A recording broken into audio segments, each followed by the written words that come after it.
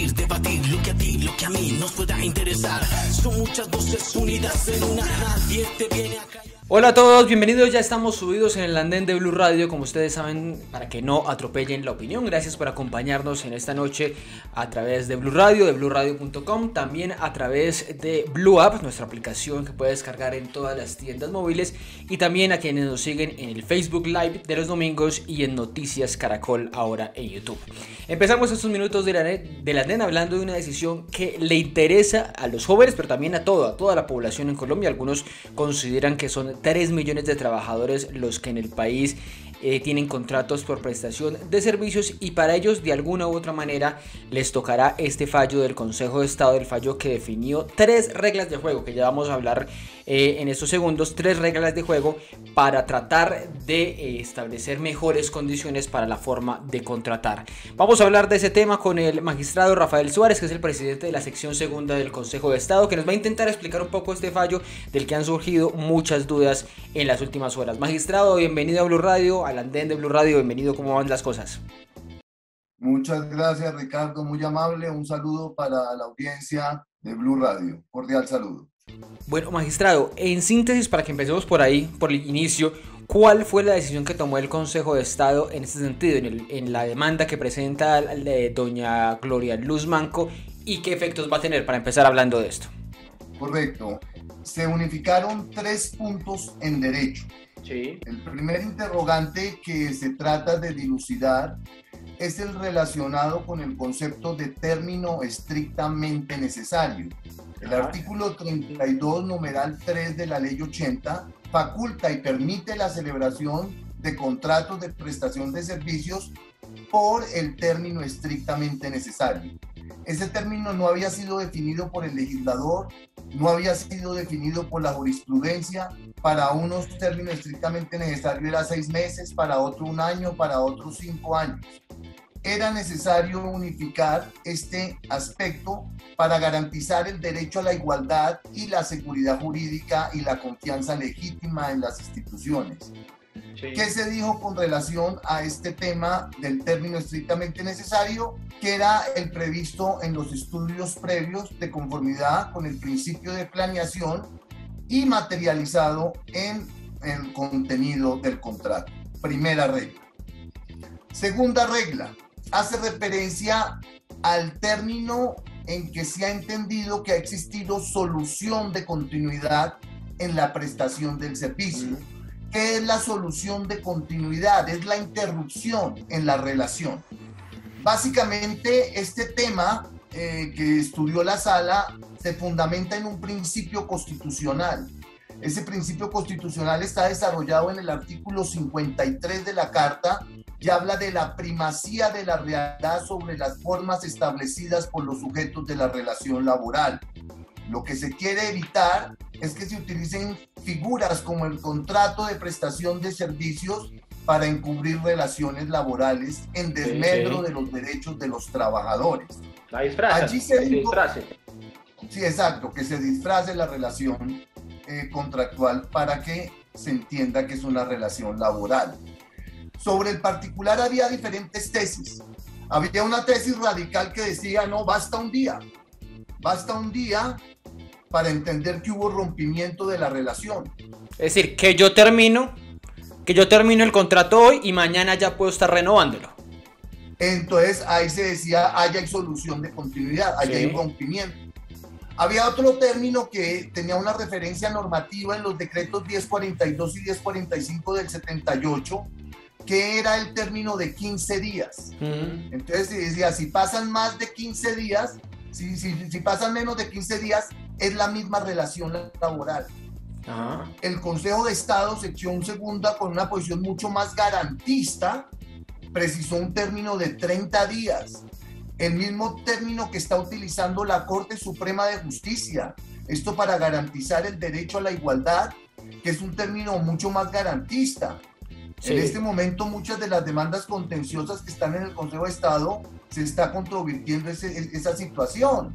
Y entonces en algunos casos, en demandas que hay contra el Estado, se dice, no, si pasaron 2 o 3 días hubo rompimiento de la relación laboral, y eso tiene referencia y repercusiones en el tema de la prescripción Pero mire, magistrado, me detengo en un segundo en la segunda regla que usted le estaba explicando muy precisamente sobre el tiempo, sobre el plazo, y es la inquietud que surge para muchos que, le voy a poner el ejemplo de final de año, que es lo más común. Termina el contrato de prestación de servicios para muchos colombianos el 31 de diciembre y más o menos el 15, el 20 de enero están trabajando y quedan unos días sin recibir sueldos, sin trabajar, y ahora lo que están diciendo es, con esta regla general que pone el Consejo de Estado, nos van a tener un mes o mucho más, un mes y medio sin recibir sueldos, sin recibir salarios, sin estar trabajando, o eventualmente trabajando pero sin recibir sueldo porque no se puede hacer el contrato con esta nueva regla de juego. ¿Qué decir frente a esa preocupación? La ley, la sentencia es clara. Yo le puedo reiterar lo que dice la sentencia. Sí. Yo le puedo decir lo que dice la sentencia, y la sentencia lo que precisa es lo siguiente en relación con ese término. Cuando las entidades estatales a las que se refiere el artículo 2 de la Ley 80 del 93 celebren contratos de prestación de servicios en forma sucesiva con una misma persona natural, en los que concurran todos los elementos constitutivos de una auténtica relación laboral, se entenderá que no hay solución de continuidad entre el contrato anterior y el sucedáneo, entre la terminación de aquel y la fecha en que se inicia la ejecución del otro, no han transcurrido más de 30 días hábiles. Siempre y cuando se constate que los objetos contractuales y las obligaciones emanadas de ellos son iguales o similares y apuntan a la satisfacción de las mismas. Pero, magistrado, para aterrizarlo a la realidad de los colombianos que de alguna manera van a terminar impactados con este fallo, ¿qué debe hacer entonces un contratista para que no lo pongan a trabajar sin pago, para que no lo pongan a trabajar un mes, 15 días sin que el contrato esté definido? Ricardo, reitero, yo quisiera responderle todas las preguntas, pero decirle a usted qué debe de hacer un contratista se escapa de la órbita de esta... Pero, magistrado, usted es uno de los que firma el fallo, ¿no? Uno de los firmantes del fallo. Pues por eso mismo le estoy preguntando la explicación del fallo. Yo sé que usted quiere explicar los argumentos jurídicos del mismo, pero también para la audiencia es muy importante saber qué va a pasar, qué implicaciones tiene este fallo para su día a día, para ir a negociar la renovación del contrato, para decir, si yo, son 3 millones de ciudadanos, si yo termino el contrato, puedo seguir trabajando o peor aún, sigo trabajando y me toca y no me pagan salario en un mes. ¿Esa es la realidad de lo que pasa con el fallo? Ricardo, no le puedo contestar esta pregunta, lamentablemente. Bueno, ¿usted qué opina de los contratos de prestación de servicios según el caso que ha visto de doña Gloria Luz, según el caso que analizó en la sentencia que ha fallado de la sección segunda? Perfecto. El artículo 32 de la Ley 80 del 93 define el contrato estatal como un acto jurídico. Como un acto jurídico es un acuerdo de voluntades que produce efectos en derecho. El artículo 32, numeral 3 de la Ley 80 del 93, declarado exequible por la Corte Constitucional mediante la sentencia C-154 del 97, faculta la celebración de contratos de prestación de servicios. Sí. Pero en los estrictos términos contenidos en la norma. Claro. En los estrictos términos contenidos en la norma. En ocasiones, no en todas, porque el contrato de prestación de servicios ha sido una figura idónea para la prestación de servicios y bienes y para cumplir los cometidos estatales. Esos cometidos estatales que están previstos en el artículo 2 constitucional. En algunas oportunidades, la administración desfigura estos contratos de prestación de servicio y genera relaciones laborales encubiertas. Eso fue lo que trató de estudiarse en la sentencia SUJ 25 del año 2025. Volvemos a la expresión de que se disfrazan esas relaciones laborales para terminar poniéndole más cargas a un contratista de las que debería tener, abusar de esas funciones. Usted decía, por ejemplo, ahorita hablaba del término de estrictamente necesario, funciones estrictamente necesarias. ¿Usted cree que el fallo es lo suficientemente claro para que de aquí en adelante ningún empleador pueda abusar de esa condición, de decirle a usted, mire, usted va a hacer este trabajo, está subordinado, tiene horario, pero va a trabajar por prestación de servicios? ¿Eso se acaba? Ricardo, tratamos de mandar un mensaje claro. Le explico un poco de historia, Ricardo, para que tal vez me entienda. La Ley 11 del 75 contempló el recurso extraordinario de súplica. Y ese recurso procedía cuando la sentencia de la sección del Consejo de Estado era contraria a la jurisprudencia de Sala Plena. Dos garantías se derivaban de ese mandato. Primero, que la jurisprudencia tenía fuerza vinculante. Y segundo, que el órgano límite de la jurisdicción era la Sala Plena de lo contencioso administrativo. Eso generó seguridad jurídica y garantía al derecho a la igualdad. Todas las personas tenían la seguridad de que iban a recibir el mismo trato si se encontraban frente a situaciones fácticas y jurídicas análogas. Pero eso no pasa hoy, ¿no?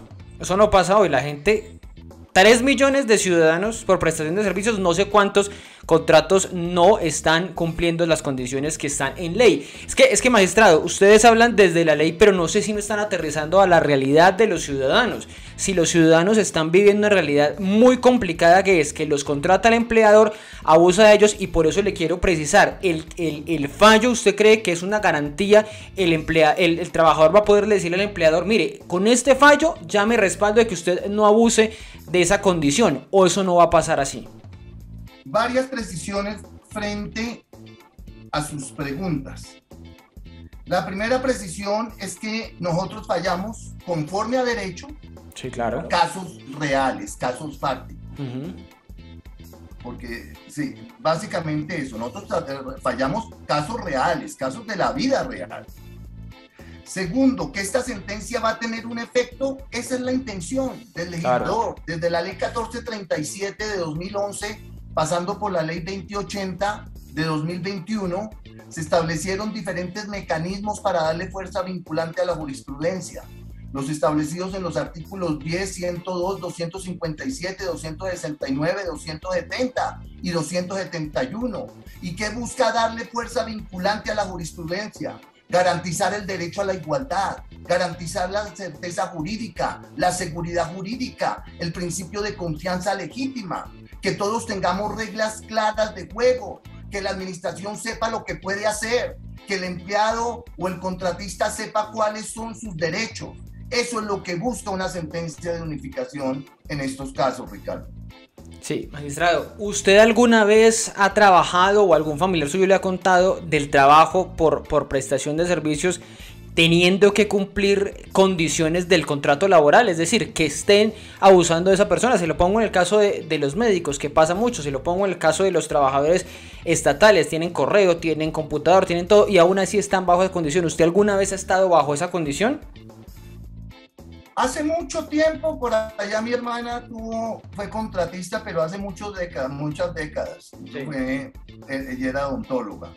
Pero lo que sí le puedo decir, Ricardo, es que el artículo 23 del Código Sustantivo del Trabajo establece unos requisitos o unos elementos para que se configure la relación laboral. Esos elementos son, primero, una prestación del servicio, segundo, una subordinación y tercero, una remuneración. ¿Y usted cree que los empleadores están...? Esos tres requisitos, si usted acredita esos tres requisitos, seguramente va a obtener un pronunciamiento favorable de la jurisdicción.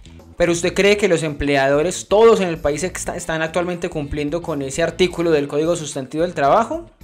No le puedo decir, Ricardo, no le puedo dar esa cifra. Yo le puedo dar otra cifra. Pero por ejemplo, si doña Gloria Luz presentó la demanda, es evidente que no está cumpliendo. Si hay muchas otras demandas, conozco muchas demandas y muchos abogados que están tramitando estos casos justamente de personas que trabajaron toda su vida por prestación de servicio de los últimos 5 o 10 años y resulta que cumplían todas las condiciones de contrato laboral y no le daban prestaciones sociales, no le daban vacaciones, no le dan muchas garantías que tiene el contrato laboral. Ricardo, permítanme citarle estos datos. A ver, dígame. Hace unos meses el director de la Agencia Nacional de Defensa Jurídica del Estado hizo un informe de litigiosidad. Sí, señor. En materia contencioso administrativa. Y llega a la conclusión de que en este momento 333.312 procesos cursan en la jurisdicción contenciosa, con pretensiones que ascienden a la suma de 432 billones de pesos. De esos procesos, 122.129 son laborales administrativos. 122.000. ¿Por qué tanto proceso laboral? Porque el Estado es el principal empleador dentro de nuestra sociedad, Ricardo. No hay empleador más grande que el Estado colombiano. En este momento, según boletín emitido por el director del Departamento Administrativo de la Función Pública en Colombia, existen 1.274.178 servidores públicos. Dígame qué empleador puede haber más grande que el Estado colombiano. Y esas controversias terminan. ¿Ah? Y ese empleador contrata así, bajo esta modalidad de prestación de servicios, cuando debería tener un contrato laboral. Lo está diciendo usted, Ricardo, pero sí. En ocasiones lo que yo le puedo decir, yo no le puedo decir eso, yo sí le puedo decir que en muchas oportunidades la administración, en desarrollo del artículo 32, numeral 3 de la ley 80, suscribe contratos de prestación de servicios, y en algunas de ellas esos contratos de prestación de servicios devienen en relaciones laborales encubiertas. Eso sí se lo puedo decir. Magistrado, bajo esta modalidad que hemos hablado muchas veces en estos minutos de esa relación encubierta, de esa relación, digamos, engañosa que aprovechan algunos empleadores con sus trabajadores para que cumplan funciones que son permanentes. Usted ahorita lo decía, quisiera quedarme unos segundos en que nos explique, nos desarrolle esa parte del fallo donde hablan del estrictamente necesario. Cuando yo voy y me presento donde el empleador y le digo, bueno, gracias por darme el trabajo, es un contrato de 6 meses para que desarrolle, no sé, cierta actividad como asesoría en temas políticos para la alcaldía de Bogotá, pongamos este ejemplo. Esos 6 meses resulta que se alargan y son 1 año, y después se alargan y son otro año, en fin, se termina alargando. ¿Cómo poner el límite de tiempo? Usted decía, es que no sabíamos si 1 año, 6 meses, 2 años. ¿Cuál es el tiempo en el que un contratista debe trabajar bajo esa modalidad y en qué momento le debe decir a su empleador, venga, páseme un contrato laboral? Perfecto, Ricardo. El contrato es un acto jurídico y tiene un procedimiento para su expedición. Hay unos requisitos precontractuales, hay unos requisitos contractuales y hay unos requisitos postcontractuales. El requisito precontractual es para la adquisición, la capacidad y competencia para contratar, estar exento de inhabilidades e incompatibilidades, el proceso de selección, el registro único de proponentes y los estudios previos.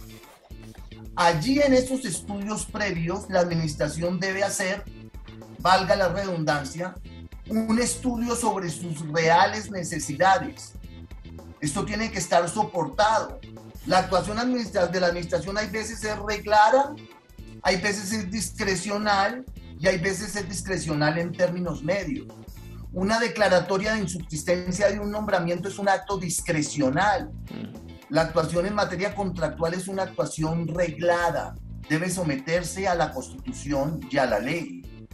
Y entonces allí se exige que haya unos estudios previos que justifiquen que el contrato de prestación de servicios debe durar 1 año, 6 meses, 8 meses.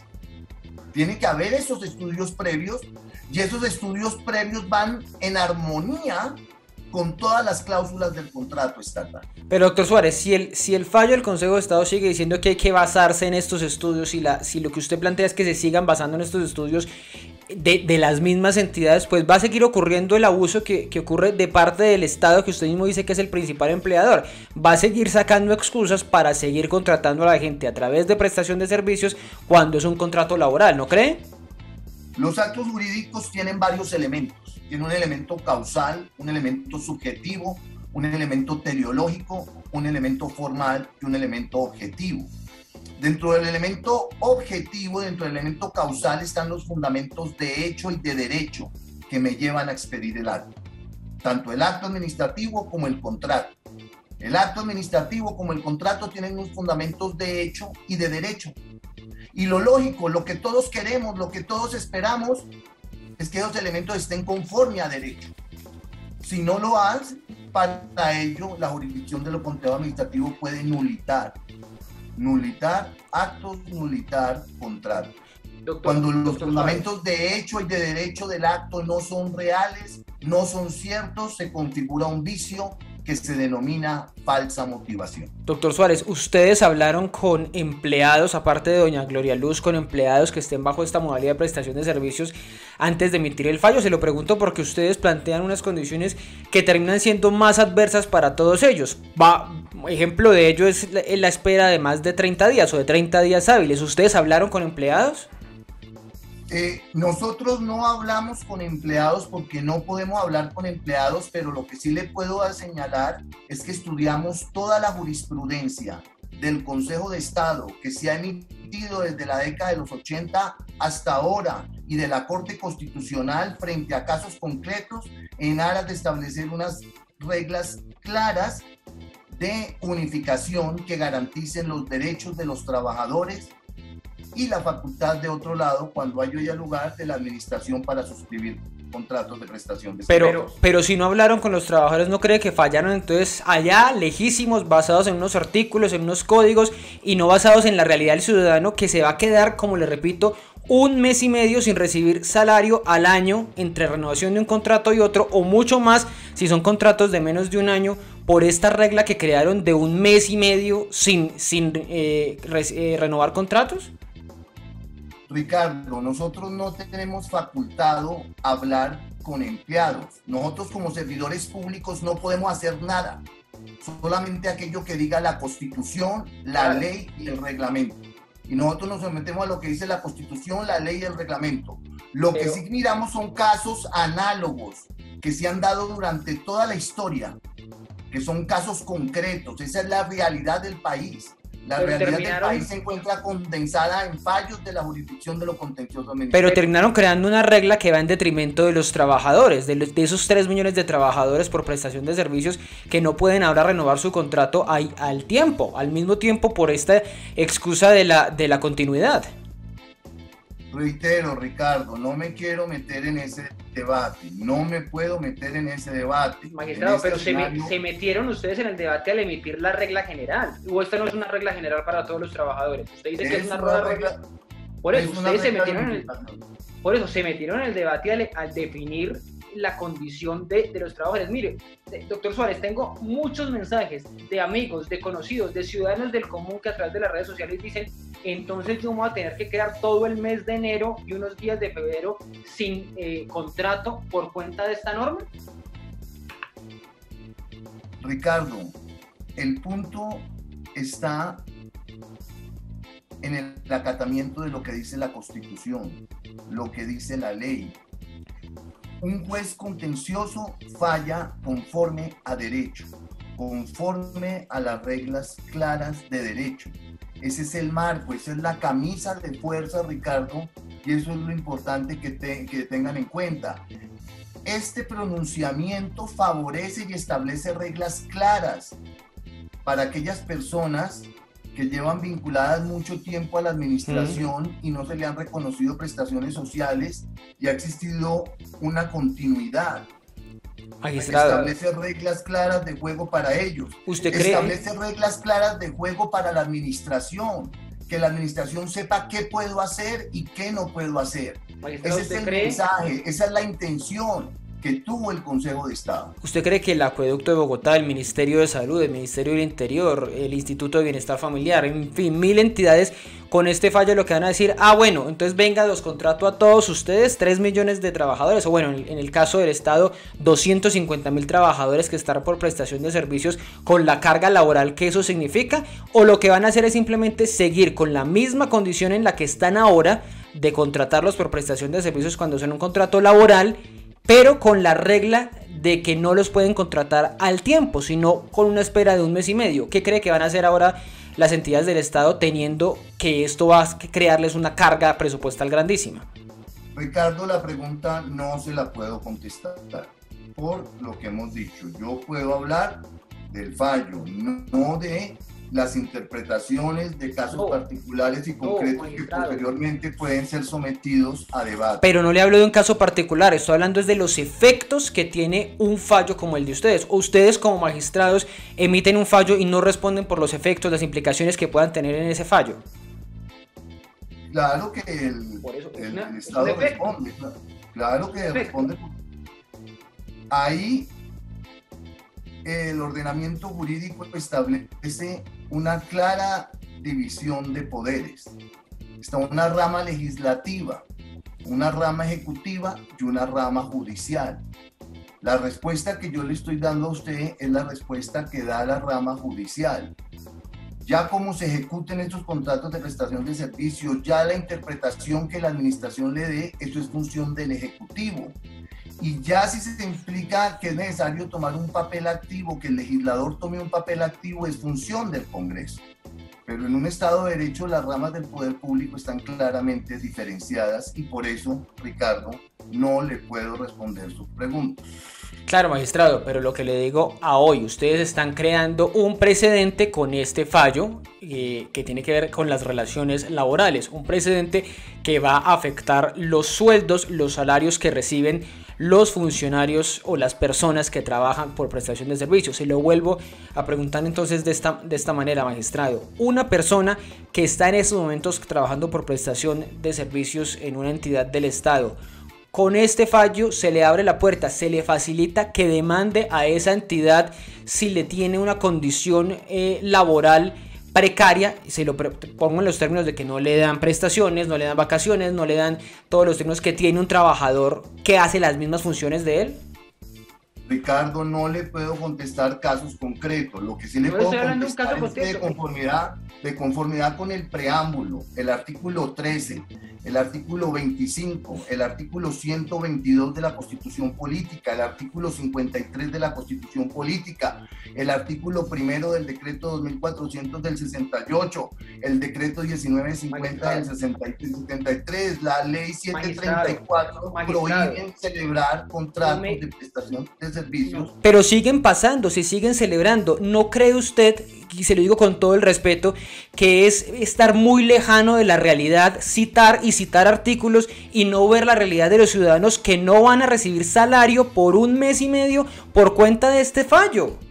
Ricardo, el Consejo de Estado mira casos concretos, mira la realidad. Pero si es la sensibilidad, quien administra justicia tiene sensibilidad. No parece, magistrado, no parece, porque ustedes están generando un efecto general a partir de un caso concreto que es el de doña Gloria Luz, pero están generando un fallo que tiene efectos generales.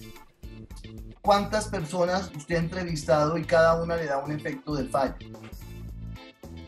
Cada persona ve esto desde la óptica, seguro que la óptica que usted tiene ahorita o que me está no soy solo yo, no es la misma óptica, no es la misma óptica de miles de personas que están demandando quienes desempeñaron labores en virtud de contratos de prestación de servicio que no sobrepasaron los 30 días y que están buscando el reconocimiento de sus derechos laborales. Dice, ellos son mire desde qué óptica está hablando, desde la óptica de la administración, decirle hay reglas claras, desde la óptica de las personas que están en situaciones fácticas y jurídicas análogas a quienes están desempeñando.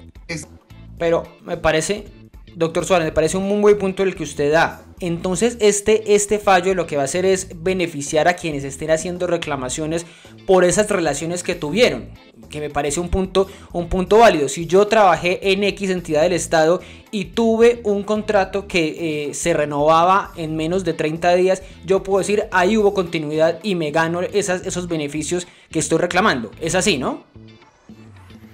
Ricardo, si la persona está en las situaciones fácticas y jurídicas a las que alude la sentencia y otras sentencias, porque esta no es la única sentencia que habla del contrato de prestación de servicios, hay otras, se han diferido diferentes sentencias. Mire, desde la S699 del 97, la Sala Plena de lo Contrario Administrativo fijó una base, una directriz. Este tema de los contratos de prestación de servicios tiene diferentes aristas que son de complejidad y aristas de simplicidad. Si el caso fuera fácil, Ricardo, no necesitaríamos sentencia de unificación. No, pues claro. Si el caso es fácil, ¿para qué sentencia de unificación? El Consejo de Estado emite sentencias de unificación en casos difíciles, para garantizar el derecho a la igualdad, para garantizar la seguridad jurídica, para garantizar la confianza en las instituciones y la confianza legítima. Ese es el mensaje que quiero traer. Me parece un buen punto para irnos despidiendo, eso que usted habla de confianza en las instituciones. Como el Congreso, como muchos sectores del país, la rama judicial está muy desprestigiada. Magistrado, lamentablemente, ¿no cree que es también por fallos en los que no se ataca realmente la situación real del ciudadano? Es que usted me está hablando de unos casos puntuales, específicamente el de doña Gloria Luz, que termina fallando, para la que termina este beneficio. Ella nos decía en las últimas horas, pues me beneficia perfectamente a mí, pero lo estoy contando de a cientos de miles de ciudadanos a los que va a afectar este fallo del Consejo de Estado. ¿No cree que es legislar, o bueno, fallar? En este caso, no estoy hablando de la rama legislativa, en la rama judicial, en el caso de ustedes, ¿no es fallar en contra de los intereses ciudadanos? No, nunca. Nunca. Mire los derechos laborales, mire todo el contenido. Lo invito a que lea todas y cada una de las partes considerativas del fallo. Mire la carga argumentativa. Estamos sustentados en los convenios de la OIT. Usted sabe que la OIT fue creada en el año 1919 y agrupa divisiones tripartitas de los empleadores, trabajadores y gobiernos de 189 países. ¿Y usted cree que la OIT el derecho laboral es un derecho universal? El Claro. derecho laboral que se habla en Colombia se habla en Mozambique, en Sudáfrica, en Suecia, en Jordania, en Suiza, en Japón, en Noruega, en ¿Y usted Bora cree, Bora. magistrado, usted cree que la OIT avale que a un trabajador lo obliguen a trabajar sin darle sueldo, sin darle pago? El Consejo de Estado nunca está admitiendo esto. Entonces, pero no abre la puerta. Por favor, pero abre Ricardo, la puerta, no magistrado. No tergiversar lo que dice la sentencia. Pero abre la puerta, Yo magistrado. creo que ya hablamos mucho, ya hablamos suficiente, Ricardo. Pero magistrado, Muy solo una pregunta final, porque hará parte de la discusión que empiece ahora en campaña electoral.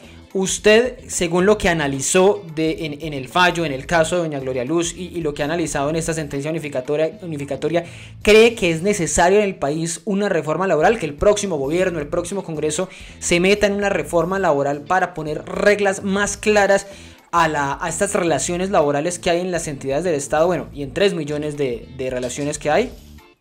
Yo creo que la fórmula está en la ley 909 de 2004. No hay que legislar más. Que son los empleos temporales.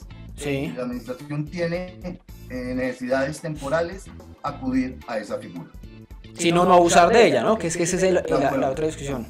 Ricardo, muy interesante. Pues magistrado, muchas gracias por intentar aclararnos algunas dudas. Entiendo sus limitaciones, entiendo que algunas cosas no las puede explicar y será pues parte de la discusión que viene ahora entre empleadores y trabajadores, cómo interpretan y cómo aplican este fallo de 54 páginas del Consejo de Estado. Magistrado, feliz noche y feliz día para usted.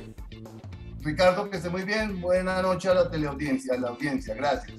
A ustedes también muchas gracias por acompañarnos estos minutos aquí del andén de Blue Radio. Ya seguimos aquí hablando unos minutos más para que no atropellen la opinión. Súbete al andén, que no atropellen tu opinión. Súbete al andén, que no atropellen tu opinión. Aquí tú podrás compartir, debatir lo que a ti, lo que a mí nos pueda interesar. Son muchas voces unidas en una, nadie te viene a callar. Seguimos en el andén de Blue Radio, gracias por acompañarnos en esta segunda parte de nuestra edición de hoy para hablar ahora de una de las noticias de la semana, del mes, de los últimos días en Colombia, bueno, del año quizá, probablemente, o el escándalo de corrupción del año seguramente será el escándalo de Centros Poblados, el escándalo de Mintic, que le costó el cargo a una ministra del gobierno del presidente Iván Duque.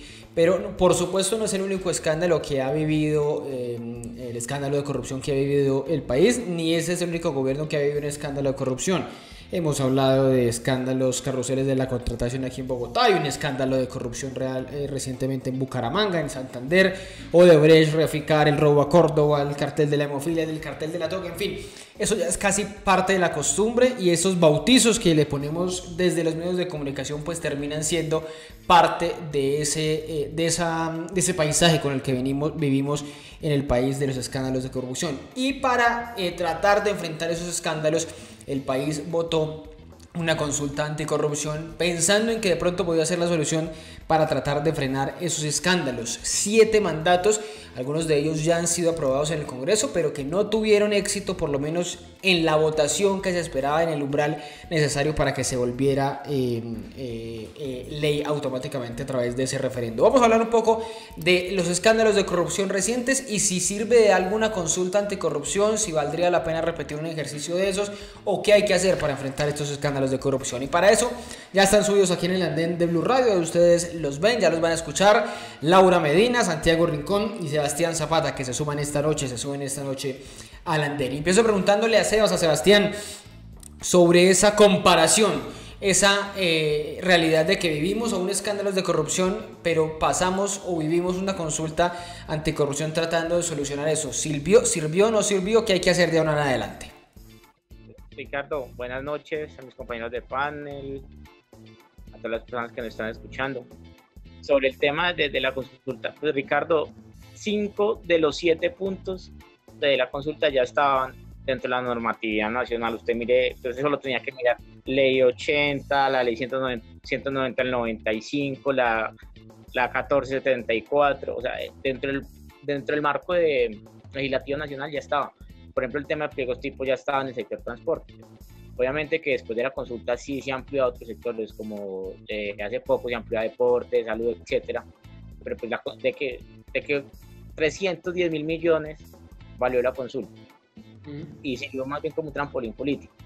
Ahí es que buscar otras estrategias, ¿no? Porque este tema yo creo, la corrupción yo creo que es un tema más estructural. Mire, por ejemplo, lo de la gente de centros poblados también tiene unos contratos, unas pólizas falsas en Cali, estuve leyendo. Sí.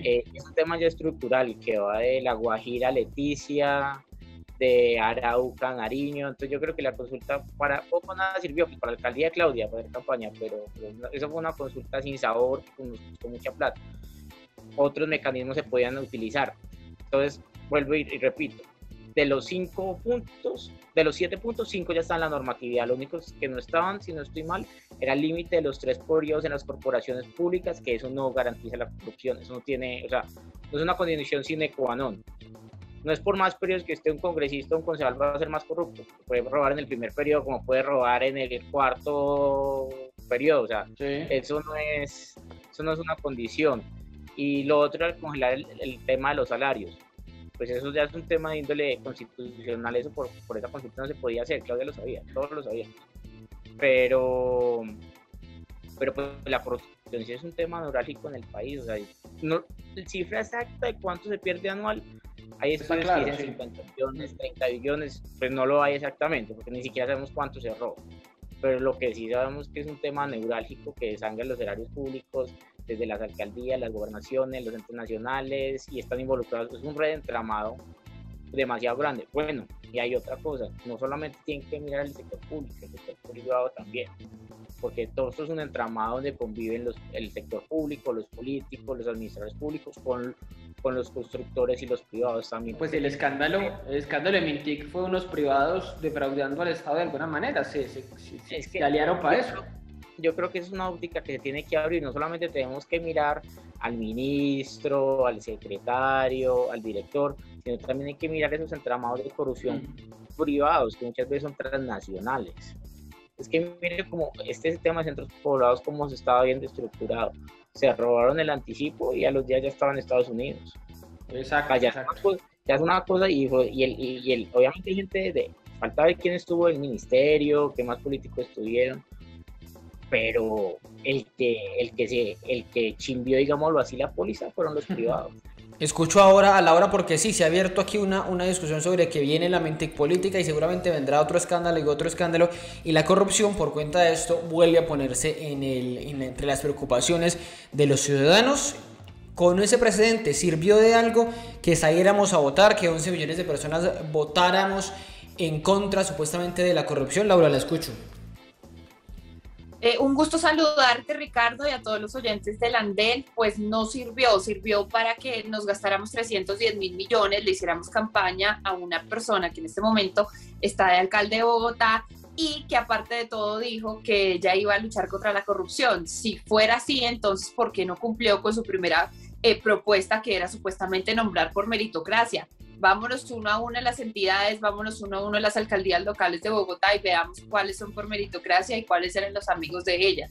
Eso es la realidad y eso es lo que está pasando en este momento. Más de 6.000 millones de pesos gastados en publicidad para mejorar su imagen, en vez de ir a trabajar por la inseguridad que nos tiene mamados en la ciudad de Bogotá, por ejemplo. Ahora, yendo al tema de corrupción, la corrupción es un cáncer de este país, pero como lo decía muy bien Sebastián, el tema es estructural y cultural. ¿Cómo es posible que las personas, los ciudadanos, tal vez no tanto en la ciudad de Bogotá, pero en otras regiones del país, se preparen ya psicológicamente y la maquinaria empiece a funcionar? No, entonces el voto va a costar este año tanto y entonces tenemos que conseguir tanto, y los ciudadanos que cada 4 años siguen siendo utilizados con 50.000 pesitos o con el pago de un recibo o con la teja que nunca le va a solucionar la vida estructuralmente, pues sigue siendo sujeto de eso. Entonces, Emilio Tapia es un criminal, pero también los ciudadanos tenemos que entender que es que nosotros somos quienes tenemos el poder sobre eso. El día que entendamos que nunca tenemos por qué comprometer nuestro voto, pues ese día este país va a cambiar y no se necesitan consultas de 310.000 pesos, una botadera de plata para que todos digamos lo mismo. Estamos en contra de la corrupción. Por supuesto que todos estamos en contra de la corrupción, excepto los corruptos. Y que a esos corruptos pues los pongan a pagar y que paguen con todo el peso de la ley. Pues pensábamos que en teoría todo el mundo estaba con la paz y resulta que no, que ganó el no en el plebiscito. Aquí quedó la imagen de que Colombia rechazó la paz y que Colombia rechazar, valga la redundancia, la corrupción. Es un mensaje muy duro el que quedó en esa consulta anticorrupción, de que ni siquiera logramos los votos, que somos un país corrupto, Laura. En esas estigmatizaciones, Ricardo, es que caemos al pensar que cuando votamos por el no estábamos votando en contra de la paz. Estábamos votando en contra de una paz con impunidad, que es muy diferente, pero yo creo que todos los colombianos queríamos la paz. Los únicos que no, pues obviamente eran los violentos. Pero en este caso, quienes votamos por el no, votamos porque no estábamos de acuerdo con esas condiciones de impunidad que hoy en día nos han demostrado 5 años después que teníamos la razón. Hay criminales de lesa humanidad en el Congreso de la República sin pagar por sus crímenes y por supuesto que la violencia sigue disparada en todas las regiones de nuestro país, no solamente en las ciudades, sino sobre todo en el campo.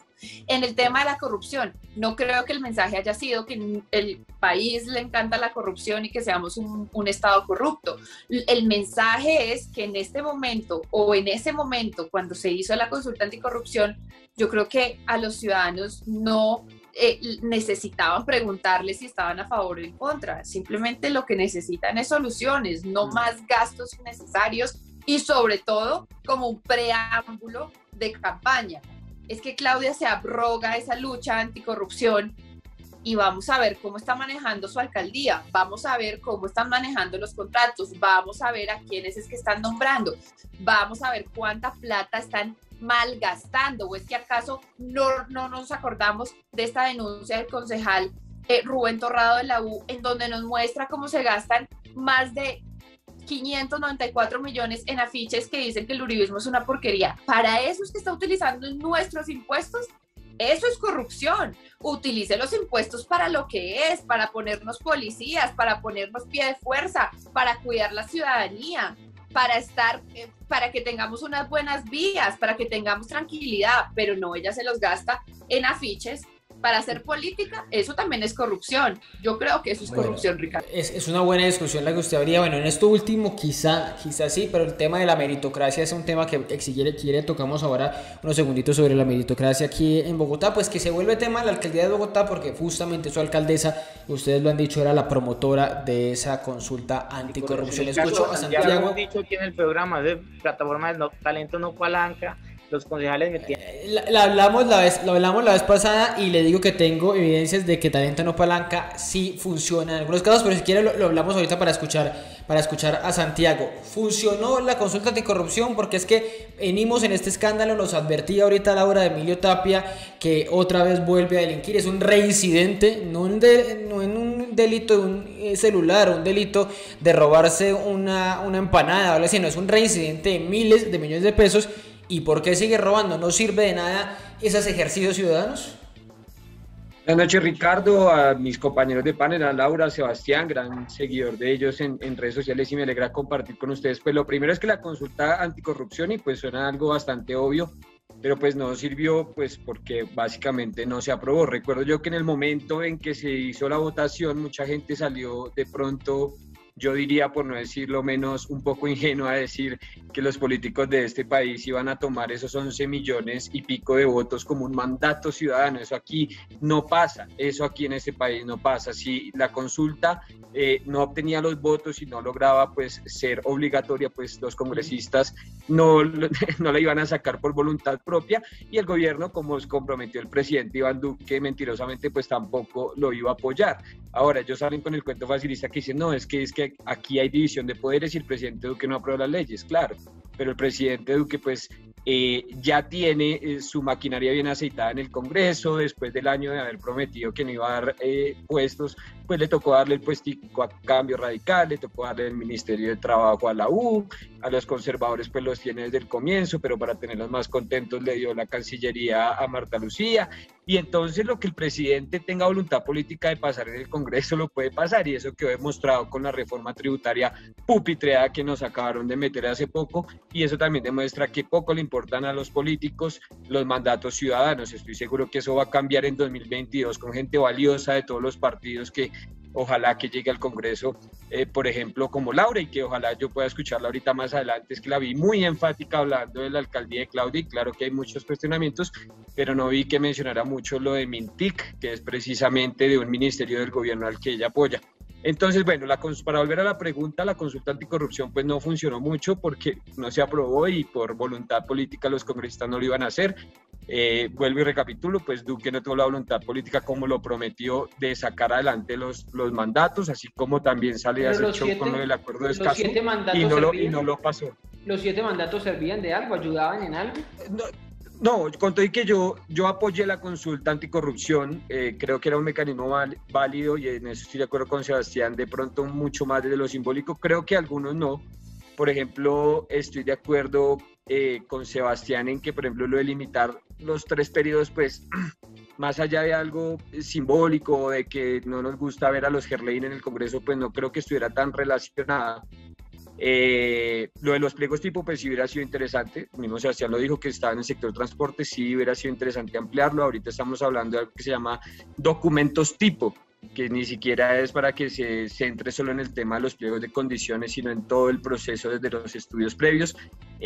Bueno, mire que hay un ejemplo muy puntual. Yo sí creo que la consulta no era una cosa que se aprobaba y al otro día se acababa la corrupción en Colombia. Eso sí es, digamos, hacerse muchas ilusiones. Pero hay un ejemplo puntual. Acuérdese que uno de los mandatos anticorrupción, Ricardo, era que los corruptos no tenían que pagar cárcel y no podían tener algún tipo de privilegio. Sí, exactamente. Sí, y mire lo que pasó con Emilio Tapia. Entonces, vuelvo y repito, yo no creo que la consulta anticorrupción se hubiera aprobado y al otro día se acaba la corrupción en Colombia. Es que la corrupción, y en eso estoy muy de acuerdo, tanto con Sebastián como Laura, está metida en el ADN lastimosamente de la administración pública. Imagínense, este caso de la Mintic sale a la luz pública pues por un excelente trabajo periodístico, pero además porque es un ministerio, es una vaina del ámbito nacional. Pero imagínese usted lo que pasa en los municipios de Colombia, en donde se eligen, ya sabemos la forma, por ejemplo, como se eligen muchos contralores en el ámbito regional, departamental. Si robaba el contralor de Bogotá, imagínese, porque es que la reforma tiene que ser muy grande, porque imagínese cómo entonces, imagínese en un municipio pequeño, pongamos un ejemplo, pues no estoy dando un caso puntual, entonces Soacha, entonces llega el contralor y cómo llega con el favor de los concejales, y el alcalde también ayuda, y entonces después ¿qué va a llegar a vigilar? Laura, pero Richie, si me permites contestar. Para 2 cosas. Uno, para perder 310 mil millones de pesos, y 2, porque Claudia fuera alcaldesa. Por lo único que era un trampolín político. Entonces, me estaba pidiendo la palabra, Laura, porque hizo una alusión a Santiago. ¿Con Mintic no pasa nada, Laura? Por cómo me nombró. Sí, no, para aclararle a Santiago. Primero, yo creo que la corrupción no tiene partidos políticos, o sea, la corrupción es un mal que, como lo dije, es de todos los colombianos y a todos nos debería interesar. Todos deberíamos trabajar por eso sin ponerle como estigmatizaciones, pero si a eso vamos a llegar, pues entonces la Mintic fue la primera en denunciar el tema. Aparte de eso, es de Cambio Radical. Aparte de eso, los congresistas que en este momento están siendo investigados son Armando Benedetti, que eso sí, cuanto escándalo de corrupción exista, él está ahí metido. Entonces, Armando Benedetti, Daira Galvis, está Antonio Sabaraín y está Mauricio Amin, investigados, sin tener que decir nada más, simplemente investigados. Entonces, si quieren endilgarle eso a un sector político o al Centro Democrático o a los uribistas o lo que sea, pues no cabe en este momento, de verdad, no es la discusión, no es de partidos. Y es que el presidente, ¿qué partido? El presidente de la República, el gobierno nacional de este país, que nosotros elegimos, que los uribistas ayudamos, que el Centro Democrático le hizo campaña al presidente, hemos tenido profundas diferencias con él. Y esto no viene de ahorita, esto viene desde hace mucho. Yo he sido muy vocal al respecto. Yo estoy muy en contra de muchas cosas de este gobierno, sobre todo porque se olvidan nuestras banderas. Y aparte de claro, eso, en campaña pues, por ejemplo, el tema de la gobernabilidad, le toca poner a otros partidos porque eso para mí no es corrupción, es gobernabilidad. Pero en este caso específico que estamos hablando de Mintic, pues ahí te estoy nombrando quienes están involucrados. Pero sí, definitivamente el tema de la corrupción, si nos vamos a ponerle sellos, pues entonces ahí nos quedamos. O si no, recordemos el polo como desangró nuestra ciudad. Sí, eso es lo que vamos a hablar. Pero no me gusta entrar en generalidades. No fue el polo democrático, fueron unas personas que pertenecían a ese partido. Entonces, como para dejar esa claridad. Pero uno piensa y se crean imaginarios en la gente. Si uno piensa quién se robó Bogotá, no, pues el Polo Democrático. O quién robó a los campesinos durante el gobierno Uribe, pues el Partido Conservador o el uribismo mismo con Andrés Felipe Arias. O quién ahora, como están empezando a decir ustedes, está haciendo contratación en Bogotá, no, pues Alianza Verde y Claudia López. O quién se robó al departamento de Santander, pues el señor del clan de los Aguilar. Si ahí también hay unos corruptos medio identificados en medio de eso, no sé si me debía decir algo Sebastián. No, pues que no le echen ese muerto a cambio radical. Vargas empezó a darle varilla a la ministra en el tiempo cada 8 días. Entonces, que no le echen ese muerto a cambio porque... Sí, ve que sí es un tema de partidos políticos. Cada uno dice, a mí no me arrime. Ahí no. Pero la señora era de cambio radical. De hecho, yo tengo una tesis. Yo no creo que la ministra hubiera estado involucrada porque... O sea, no creo que hubiera sido tan estúpida si iba a hacer algo ilegal hacerlo tan de frente, o sea, y hablarse con los más bandidos, sería lo más estúpido. Yo no sé, eso hay un tema muy raro. Que hubo funcionarios, claro, que hay una mano negra detrás, claro, pero ¿quién?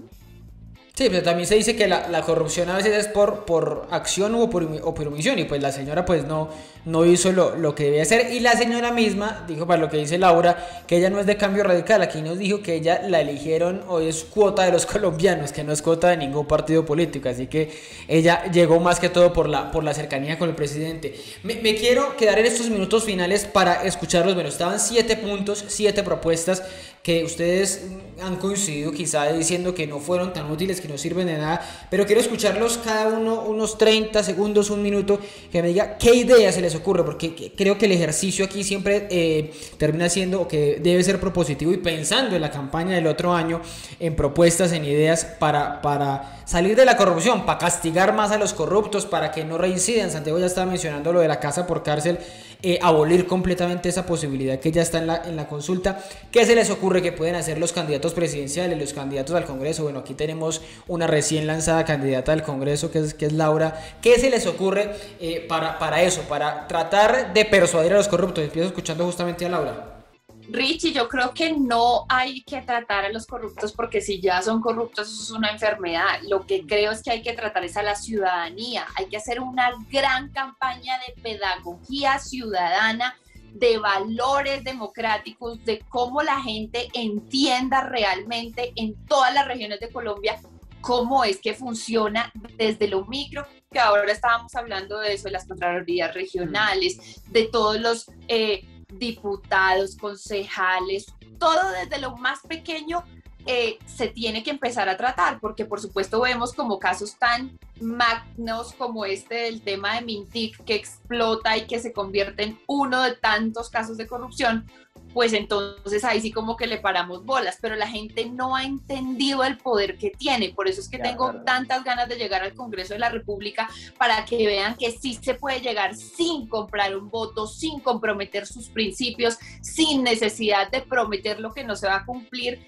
y sin ofrecer nada a cambio, ni a un contratista, ni a una persona que viva en el barrio más pobre de Bogotá. No puede ser esa nuestra mentalidad, porque entonces ellos no entienden que de esa manera van a seguir hundidos en esta situación de corrupción. Nuestro país va a seguir hundido en esta situación de pobreza que imagínate cómo se ha incrementado ahora después de la pandemia.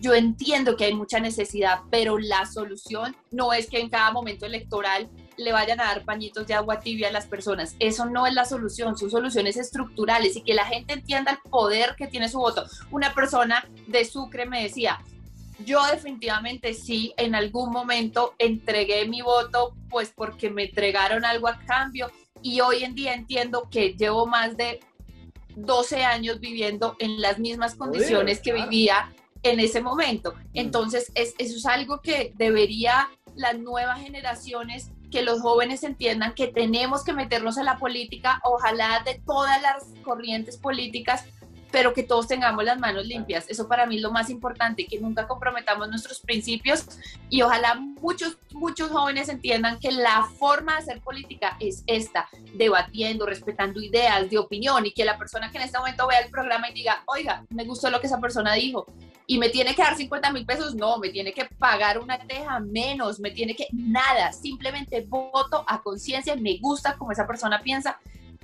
De uno en uno vamos cambiando este tema, pero la invitación es a que los jóvenes también nos involucremos y no dejemos que personas como Armando Benedetti, que llevan más de 18 años en el Congreso de la República, si no estoy mal, sigan, no más. Esa no es la forma de hacer política, ya estamos mamados de eso.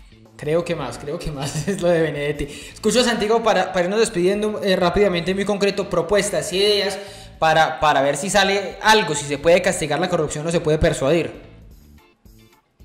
Hombre, pues en eso sí estamos muy de acuerdo, que el tema yo sí creo que es muy cultural, es desde lo que decía Sebastián, desde lo cotidiano, ¿no? Desde no saltarse la fila, desde no, porque es que la gente, y es difícil decirlo, pero no tiene el valor por el sentido público, lo que es lo público, o sea, la gente no tiene ese sentido de apropiación. Vea, para hacer ideas uno puede hablar de miles de reformas, de cambiemos la Contralorías, pero entonces que si ya no son regionales para que no la elijan el concejal tal o el otro, pero igual yo creo que es un tema muy cultural y muy arraigado. Precisamente ayer le quiero contar, Ricardo, que estuve buscando qué hacían esos países, busqué el índice global de transparencia internacional. Y estaba buscando qué hacían esos países, y ellos no es que tengan unas leyes súper sofisticadas, no es que tengan una fórmula mágica que uno diga, oiga, en Dinamarca entonces, que es uno de los que está de primeros, no, es que eliminaron la corrupción gracias a esta ley, con estas normas. Ellos no tienen la fórmula mágica, y tampoco vamos a caer en Colombia, y yo no lo apoyaría.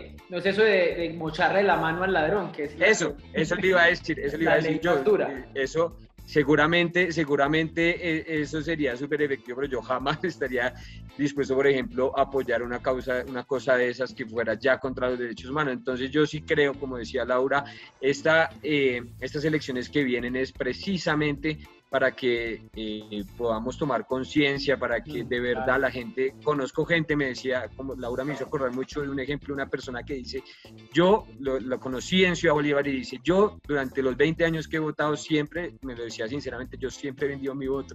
Y yo le digo, y más allá de lo que le han regalado, ¿qué más ha obtenido? Y no, absolutamente nada. Entonces yo creo que este sí es el momento de sacar, de tener, por favor, este país que tenga memoria, como decía también Laura, lo de Armando Benedetti, por favor, ya es hora de sacar esos corruptos que ayer eran uribistas, hoy son petristas, se camuflan, buscan uno, lo otro, pero que al final siempre terminan en el tema de la corrupción. Por supuesto que las elecciones son una gran oportunidad, pero la fórmula mágica no la tengo, y yo creo que nadie la tiene. O sea, decir, saquemos una ley, la ley es bonita y siempre queda en el papel, y lo repito, lo de la consulta anticorrupción, si se hubiera aprobado, seguramente no estaríamos viviendo ni en Suiza ni en Dinamarca. Sebastián, para irnos despidiendo, lo escucho.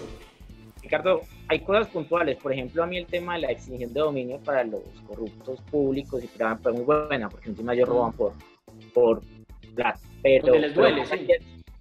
Pero más allá el tema de fondo es cultural. Yo soy una audiencia pública y me acuerdo mucho cuando llegué a primer semestre, compañeros que se creían después de que los avales de los públicos y metían papeles de menos estrato de familiares para pagar menos matrícula. Ah, sí, es cierto. Por ejemplo. Y después yo los veía en las asambleas y entonces que lo público. El discurso doble moral está repleto. Uno que ha tenido la posibilidad de estar en campañas políticas, usted llega a una localidad, lo primero que le dice el líder, no, yo le pongo 2.000 votos, pero eso vale tantos millones de pesos. Es un tema ya estructural, o sea, por más legislación que nosotros hagamos, va a seguir en todas las esferas, en todas. Me daba risa ayer que estuve googleando el tema en la consulta, vi una foto de Caicedo con Claudia López. De Carlos Caicedo. Ajá, y todos los líderes de corrupción que haya en Magdalena.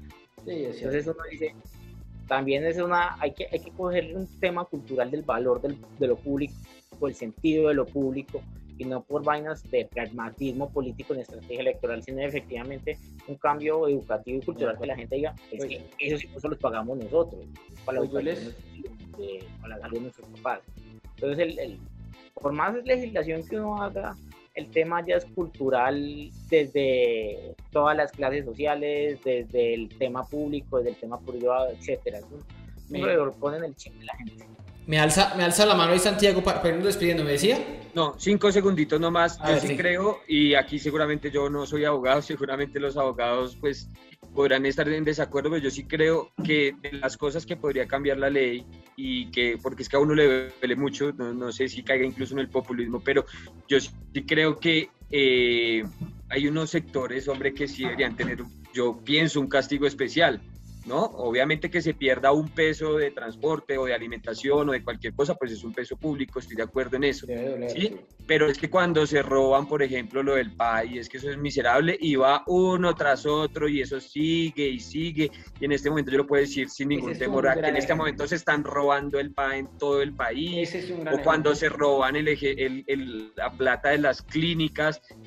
No sé, vuelvo y repito, de pronto los abogados. Entonces dice que debería ser un agravante robarse plata. Exacto, o sea, robarse la plata de los niños, de la salud, o sea, verdad. Hay unos temas que son muy sensibles porque es que son vitales. Yo no digo que esté bien robarse una plata de una carretera, claro que no, está igual de mal, pero hombre, es que dejar unos niños sin comida o dejar un pueblo sin hospital, eso sí yo creo que son unos casos muy duros. Hay unos temas de acuerdo más sensibles. Pues yo le agrego a todo lo que ustedes han dicho, con lo que coincido completamente, esa idea de la participación ciudadana, no tanto o también en las elecciones, pero el día a día, la veeduría ciudadana que sea mucho más fuerte, que sea más activa, que no sea simplemente de un momento. Algunas están politizadas, otras no, pero el veedor ciudadano desde lo pequeño puede hacer mucho más por contar qué está pasando en sus territorios. Pues a Santiago, a Sebastián, a Laura, les envío un fuerte abrazo, me alegra verlos, escucharlos de nuevo, y a ustedes también muchas gracias por acompañarnos en estos minutos del andén. Nos escuchamos la próxima semana con otro tema y otro personaje para que no atropellen la opinión.